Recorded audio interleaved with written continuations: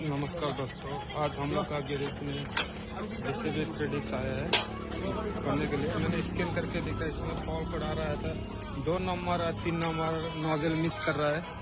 अभी हम लोग ये नोजल देख सकते हैं, नोजल खोल रहे हैं। इसका डेल्फी का नोजल है, देख सकते हैं डेल्फी का नोजल है।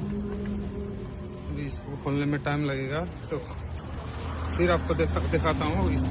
सीधी नोजल लगा के और फिर आपको स्टार्ट करके गाड़ी का साउंड सुनाता हूँ।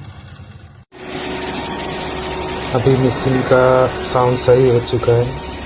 पहले सिलेंडर मिसिंग टक टक टक टक का आवाज़ था, अभी सही हो चुका है। ऑपरेटर भैया बोल रहे थे अंदर में कुछ टूट गया होगा क्या। मैंने दोनों नोजल रिपेयरिंग करके लगा दिया, अब सही हो चुका है।